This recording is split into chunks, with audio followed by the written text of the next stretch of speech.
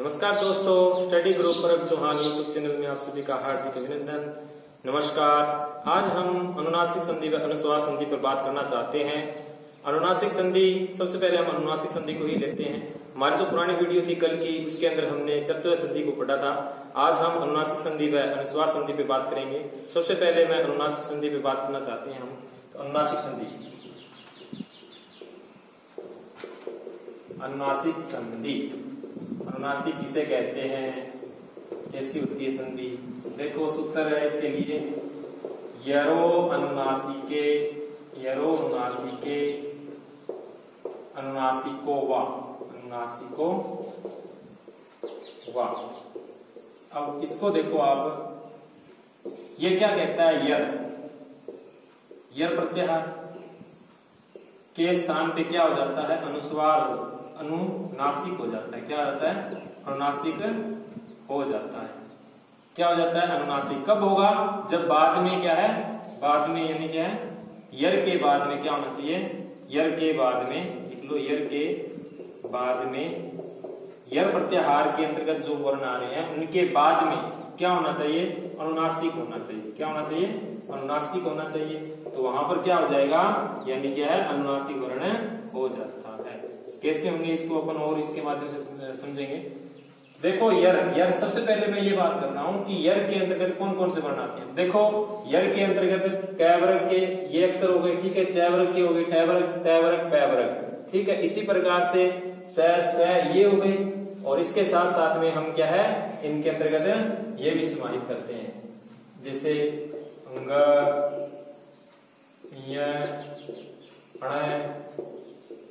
ने और मैं, ये वर्ण भी इसके अंतर्गत आते हैं। यानी ये सारे के सारे जो वर्ण हैं ये क्या हैं? ये, वे, रे और ले, ये सारे के सारे वर्ण क्या कहलाते हैं? यर प्रत्याहार के, जो यर प्रत्याहार है उसके अंतर्गत है ये वर्ण आते हैं। तो अब इनके स्थान पे क्या है? यह क्या कह रहा है? यर के बाद में क्या होना चाहिए? अनुनासिक होना चाहिए। यानी क्या है? इनके बाद में, यानी मैं ये कह रहा हूं इसके बाद में क्या है? अनुनासिक वर्ण होना चाहिए। क्या होना चाहिए? अनुनासिक वर्ण होना चाहिए। अब कहोगे सर अनुनासिक वर्ण क्या होते हैं? देखो अनुनासिक, अनुनासिक क्या है? अनुनासिक को समझो पहले। अनुनासिक कहते किसने? तो अनुनासिक के लिए देखो, मुख और नाक से जो वर्ण उच्चारित होते हैं, उच्चारित होते हैं, ठीक है। मुख और नाक से, मुख और नाक से वर्ण जो उच्चारित होते हैं, नाक, मुख और नाक से जो वर्ण उच्चारित होते हैं उन्हें क्या कहते हैं? अनुनासिक कहते हैं। क्या कहते हैं? अनुनासिक। अब देखो कौन कौन से होते हैं, जैसे अंग, ठीक है, य, अण, न, म, ठीक है, अंग, य, न, म, ये क्या है? अनुनासिक वर्ण। ये क्या है? अनुनासिक वर्ण है। समझ में आ गया होगा? यानी ये क्या है? यर प्रत्याहार के बाद में क्या है? अनुनासिक वर्ण रहे तो वहां पर क्या हो जाता है? अनुनासिक हो जाता है। देखो कहने का मतलब ये है, कै, चाहे कै वर्ग का कै आए, खे आए, गे आए, घे आए, तो क्या होगा? यानी पांचवा वर्ण हो जाता है। क्या हो जाता है? पांचवा वर्ण हो जाता है। जय आए, छह आए, जय आए, जय आए, तो उसी वर्ग का क्या है? पांचवा अक्षर हो जाएगा। ये ट, ठ, ड, ढ, ये आए तो उनके स्थान पे क्या हो जाएगा? अणय हो जाएगा। और त, थ, द, ध, ये आए तो इनके स्थान पे क्या हो जाएगा? अणय हो जाएगा। प, फ, ब, भ, ये आए इनके स्थान पे क्या हो जाएगा? मैं हो जाएगा। ये होंगे कब? ये होंगे जब, यानी क्या है? बाद में क्या है? अनुनासिक वर्ण होने चाहिए। यानी क्या है? अनुनासिक, मैंने क्या कहा? ग, य, न, म, ये अनुनासिक वर्ण क्या बाद में होंगे, तब क्या होगा? अनुनासिक संधि होगी वहां पे। अब इसको उदाहरणों के माध्यम से हम और स्पष्ट करते हैं। जैसे देखो मैं उदाहरण ले रहा हूं, मैंने उदाहरण लिया, क्या उदाहरण लिया? जैसे देखो सबसे पहले लिया बांग मयम, बांग मयम। तो यहाँ पे देखो आप बाग प्लस में मयम। तो अब सबसे पहले हमें क्या देखना है, यर जो ये कै वर्ण है, वाक का जो शब्द है, ठीक है, पद है, इसके अंदर देखो वाक पद के अंदर भी कै जो है वो यर प्रत्याहार के अंतर्गत आने वाला वर्ण है या नहीं है। तो देखो कै वर्ग का जो ये कै है ना, तो इसका मतलब ये यर है, यर प्रत्याहार के अंतर्गत आने वाला वर्ण है। उसके बाद में क्या कह रहा है, मयम। तो ये मैं जो है वो अनुनासिक वर्ण है कि नहीं है, अनुनासिक वर्ण है, यानी 5 में जो ये वर्ण होते हैं ना, ये अनुनासिक वर्ण है। ये क्या है, अनुनासिक वर्ण है। ये क्या है, अनुनासिक वर्ण। तो मैं क्या है, बाद में आया हुआ है, तो यानी अनुनासिक वर्ण ये होगी। तो अब इसके स्थान पे क्या हो जाए, अनुनासिक वर्ण मैं यहाँ लिख देता हूँ। जैसे अनुनासिक वर्ण आप ले लो, यानी अंग, ये, अणे, ने और मैं, ठीक है। ये क्या हो गए, अनुनासिक वर्ण बाद में होने चाहिए, यानी इनके बाद में। तो देखो कै के बाद में, कै के बाद में क्या है, इनमें से कोई अक्षर है कि नहीं है, तो इसके बाद में यानी ये मैं है ना, यहाँ पे ये मैं रहा। तो यहाँ पे ये कै को क्या हो जाएगा, कै को आप कर दो 5वां अक्षर, 5वां अक्षर कर देते हैं। क्या कर देते हैं, कै को 5वां अक्षर कर देते हैं, तो अंग हो जाएगा। क्या हो जाएगा, अंग। तो बांग प्लस में मयम क्या बन जाएगा, बांग मयम। क्या बन जाएगा, बांग मयम बन जाएगा। इसी प्रकार से अन्य उदाहरण हम देखेंगे। अन्य उदाहरण देखो आप, बांग मयम, बांग मूलम। बांग मूलम में कैसे बनाओगे, तो इसी प्रकार से बाग प्लस में मूलम, कै है, कै इसमें दे रखा है, कै के बाद में क्या है, मैं जो है ये अनुनासिक वर्ण है ना। तो इस कै के स्थान पे क्या हो जाएगा, 5वां वर्ण कर देते हैं, यानी अंग। क्या कर देंगे, अंग हो जाएगा। तो वांग प्लस में मूलम मिला दोगे तो क्या बन जाएगा, बांग मूलम बन जाएगा। इसी प्रकार से बांग मूलम हो गया। आगे उदाहरण देखो, क्षण मुख, क्षण मुखम, क्षण मुखम। देखो इसका देखो, षड प्लस में षड क्या है, षड प्लस में मुखो, षड प्लस में मुखम, षड प्लस में मुखम, इसका संधि छेद हुआ। तो यहाँ पे देखो षड प्लस में मुखम, यहाँ पे डै जो है वो इसमें है कि नहीं है ना, डै। ये देखो डै जो वर्ण है ना, तो टैवर का, तो ये क्या हुआ, यर हुआ, यर प्रत्याहार के अंतर्गत आने वाला वर्ण हो गया पहली बात तो ये। उसके बाद में क्या कह रहा है, प्लस का निशान, यानी अनुनासिक, यानी क्या है, ये मैं जो आ रहा वो है ना अनुनासिक, ये रहा है ना। तो इसके डै के स्थान पे क्या हो जाएगा, डै के स्थान पे 5वां वर्ण अणय हो जाएगा। क्या हो जाएगा, अणय हो जाएगा। तो क्या बनेगा, क्षण प्लस में मुखम है, क्या बन जाएगा, क्षण मुखम। क्या बनेगा, क्षण मुखम। क्या बन जाएगा, क्षण मुखम। ठीक है। इसी प्रकार से अन्य उदाहरण हम देखते हैं। क्षण मुखम के बाद में क्षण मुखम है, क्षण म्यूखा बना सकते हो आप, क्षण म्यूखा। ठीक है, क्षण म्यूखा। इसी प्रकार से क्या बनेगा, षड प्लस में म्यूखा। या अन्य उदाहरण देखो, जगन्नाथ है, क्या है, जगन्नाथ। यहां पे देखो जगत प्लस में क्या है, नाथ है। मैंने क्या कहा, यानी पहले इस शब्द में देखो, यानी जो तय है वो यर है कि नहीं है, तय वर्ग का तय है ना, तो ये यर प्रत्याहार के अंतर्गत आने वाला वर्ण हो गया। उसके बाद में क्या है, न है, तो न क्या है, अनुनासिक वर्ण है कि नहीं है, देखो इसमें न है ना, ये रहा है। तो इस तय के स्थान पे क्या हो जाएगा, इस तय के स्थान पे न हो जाएगा। क्या हो जाएगा, यहां से मैं चला और यहां आ गया, न हो जाएगा। तय को क्या हो गया, न हो गया। तो जय ग न प्लस में नाथ, तो मिला दोगे तो क्या बन जाएगा, जगन्नाथ बन जाएगा। इसी प्रकार से आप जगन्नाथ है, जगन माता, जगन माता, जगन माता का कैसे, जगत प्लस में माता, जगत प्लस में माता, जगत प्लस में माता, तो तय के स्थान पे क्या हो जाएगा, न हो जाएगा। उसी प्रकार से जैसे इसमें हुआ जगन प्लस में माता, तो जगन माता मिला दोगे तो जगन माता बन जाएगा। सन्मति क्या है, शनमति। सन्मति में देखो सत सद द, सद प्लस में क्या है मति, सद प्लस में क्या है मति है। तो यहाँ पे आप देखो सद प्लस में मति में यहाँ क्या है द, जो द है द के बाद में क्या अनुनासिक वर्ण है, द क्या य प्रत्याहार के अंतर्गत आने वाला वर्ण है, और बाद में क्या है मैं क्या अनुनासिक वर्ण भी है, ये देखो अनुनासिक वर्ण है ना। तो इसके द के स्थान पे क्या हो जाएगा, द के स्थान पे क्या हो जाएगा अणय हो जाएगा, द के स्थान पे क्या हो जाएगा अणय हो जाएगा। तो मिलाओगे तो क्या बन जाएगा क्षणमति, क्षणमति ही बनेगा। ठीक है, इसी प्रकार से अन्य उदाहरण देखो आप,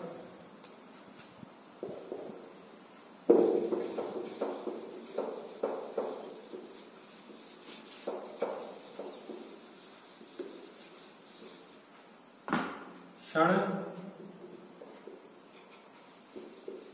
अम्मयम, क्या है अम्मयम, अम्मयम में देखो अप प्लस में मयम, इसका संधि विच्छेद करोगे तो क्या बनेगा अप प्लस में मयम बनेगा। अप जो प है, प यर प्रत्याहार के अंतर्गत आने वाला वर्ण है, ये जो क्या है ये यर है, ये सारे क्या है यर हैं। तो यानी प वर्ग का प जो है ये यर प्रत्याहार के अंतर्गत आता है। उसके बाद में प्लस के निशान में मैं जो है अनुनासिक वर्ण भी है। तो इस प को क्या हो जाएगा, इसका ही पांचवा अक्षर यानी अनुनासिक हो जाता है। तो प वर्ग का पांचवा अक्षर क्या है मैं, क्या है मैं, तो मैं प को क्या हो जाएगा मैं हो जाएगा। तो अम्मयम क्या है अम प्लस में मयम मिला दोगे तो क्या बन जाएगा अम्मयम बन जाएगा, अम प्लस में मयम बन जाएगा। तो क्या बन जाएगा अम्मयम। ठीक है, अब आगे जो हम पढ़ेंगे वो अनुनासिक संधि को देखते हैं। अनुनासिक संधि को हमने देख लिया, अब हम अनुस्वार संधि को देखते हैं। अनुस्वार संधि, अनुस्वार संधि, अनुस्वार संधि के लिए देखो अनुस्वार संधि, इसके लिए सूत्र मिलता है मोनुस्वार है। ये क्या कहता है, ये सिंपल एकदम है। देखो क्या कहता है, मैं के बाद में क्या है पद के अंत में, पद के अंत में मैं के बाद, मैं पद के अंत में मैं के बाद व्यंजन वर्ण रहने पर, क्या है व्यंजन वर्ण रहने पर, रहने पर ध्यान रखना क्या कह रहा है, ये व्यंजन कह रहा है, व्यंजन वर्ण रहने पर मैं को क्या हो जाता है अनुस्वार हो जाता है। मैं को क्या हो जाता है अनुस्वार हो जाता है, अनुस्वार हो जाता है, हो जाता है। जैसे देखो जैसे मैंने कह दिया इस साइड में क्या होगा मैं होगा, पैटर्न देख लो मैं होगा, मैं के बाद में व्यंजन वर्ण यानी क्या है व्यंजन वर्ण होना चाहिए, व्यंजन वर्ण कोई भी व्यंजन वर्ण आ जाए, मैं के बाद में कोई व्यंजन वर्ण आ जाए तो इस मैं के स्थान पे क्या हो जाएगा अनुस्वार हो जाएगा। क्या हो जाएगा इस प्रकार से अनुस्वार हो जाता है। इसलिए इसे कौन सी संधि बोलते हैं, अनुस्वार होने के कारण कौन सी संधि बोलते हैं, इसे अनुस्वार संधि बोलते हैं। इसके उदाहरणों को देखते हैं अपन।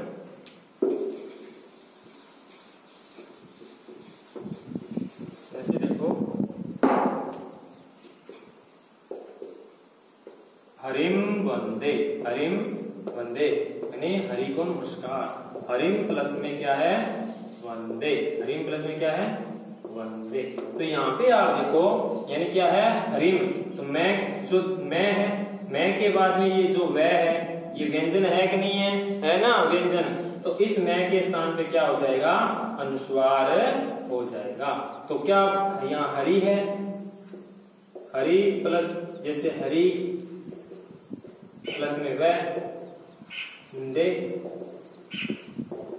तो अब इस अनुस्वार हो गया तो क्या बन जाएगा ऐसे करके ये अनुस्वार यहां चला जाएगा, हरिम प्लस में वंदे, इस प्रकार से हरिम वंदे आपका बन जाता है। अन्य उदाहरण आ सकते हो, हरिम वंदे है अहम लिखामी, मैं लिखता हूं। अब ये जो पद है इसके अंदर देखो संधि विच्छेद क्या होगा इसका, अहम प्लस में लिखामी, यहां पर देखो आप क्या है मैं है, मैंने क्या कहा मैं को क्या हो जाए अनुस्वार हो जाए, कब हो आगे व्यंजन वर्ण है। तो अब इसमें क्या है ल है पहले फिर ई है, तो यानी ल पहले आ रहा है व्यंजन, तो इस मैं के स्थान पे क्या हो जाएगा अनुस्वार हो जाएगा। तो अहम अहम प्लस में अह प्लस में लिखामी। तो अब ये जो अनुस्वार है वो है के ऊपर चला गया, अहम लिखामी। क्या बन गया? अहम लिखामी। इसी प्रकार से हमने उदाहरण बना सकते हो, सत्यम वद, सत्यम वद, सत्यम वद। तो इसका संधि विच्छेद करो तो क्या सत्यम प्लस में क्या बनेगा? वद। तो अब यहाँ पे मैं को क्या हो जाएगा? अनुस्वार हो जाएगा, सत्य, ये अनुस्वार हो गया और ये अनुस्वार बाद में इसके ऊपर चला जाएगा तो सत्यम वदय बन जाएगा। इसके बाद में देखो त्वम लिखसी, त्वम लिखसी। अब यहाँ पे देखो आप त्वम, इसका संधि विच्छेद करेंगे तो क्या होगा? त्वम प्लस में लिखसी। तो ये क्या है? यहाँ पे क्या है? मैं जो है ये आ रहा है, मैं के बाद में क्या है? कोई लय जो है ये क्या है? व्यंजन वर्ण है, व्यंजन वर्ण है तो यहाँ पे क्या हो जाएगा? त्वम, यानी ये जो मैं है इसको क्या हो जाएगा? अनुस्वार कर देंगे। अनुस्वार करने के बाद में क्या है? लिखसी जो है ये हो गया। तो ये जो अनुस्वार है ये वह के ऊपर चला जाएगा, त्वम लिखसी बनेगा। ठीक है, इसी प्रकार से देखो अब एक उदाहरण दे देता हूं मैं। अब मैं ये लिख दूं यहाँ पे अहम, अहम अवदत, अवदत। अब यहाँ पे क्या होगा? यहाँ देखो अहम अवदत, तो यानी यहाँ पे देखो अहम लेते क्या है? अहम प्लस में संधि विच्छेद लिया मैंने, अहम अवदत, ये एक संधि विच्छेद लिया। इस संधि विच्छेद में देखो कि इसके अंदर अनुस्वार संधि होगी कि नहीं होगी? इसमें अनुस्वार संधि नहीं होती है, यहाँ पर केवल मेल होता है। क्यों? क्योंकि इस मैं के बाद में क्या है? जो ये ए आ रहा है वो क्या है? स्वर है। क्या ये स्वर है? व्यंजन नहीं है, इसलिए क्या है? यहाँ पर केवल मेल ही होगा। तो अहम वदत क्या होगा? अहम वदत बनेगा। इसी प्रकार से अन्य आप देखते हो, बना सकते हो। ठीक है, इसी प्रकार से अन्य आप रूप बना सकते हो। यानी कहने का मतलब है ये अनुस्वार संधि कहाँ होती है? यानी मैं को तभी अनुस्वार होगा जब क्या है? मैं के बाद में आगे कोई क्या है? व्यंजन वर्ण आए। ठीक है, व्यंजन वर्ण नहीं है, आगे कोई स्वर है तो वहां पर वो क्या है? स्वर है मैं में मिल जाता है और इसके बाद में क्या है? वो मेल होता है वहां पे। ठीक है, वहां पे क्या है? अनुस्वार संधि नहीं होती। अनुस्वार संधि कहाँ होगी? मैं के बाद में अगर क्या है यानी कोई व्यंजन वर्ण आए तभी हम क्या करेंगे? मैं के स्थान पे क्या कर देंगे? मैं के स्थान पे हम अनुस्वार करेंगे। ये हो गई, आज हमने अनुनासिक संधि और अनुस्वार संधि के बारे में पढ़ा। कल जो हमारी क्लास रहेगी वो रहेगी परसवर्ण और अनुस्वार परसवर्ण संधि के बारे में हमारी क्लास रहेगी। तो आज के लिए जय हिंद। हंसते रहिए, मुस्कुराते रहिए, लॉकडाउन के नियमों का पालन कीजिए, घर पर रहें, सुरक्षित रहें, नारी का सम्मान कीजिए, बड़ों का आदर कीजिए। इसी आशा के साथ में हम कल आपसे इसी चैनल पर दोबारा रूबरू होंगे। जय हिंद।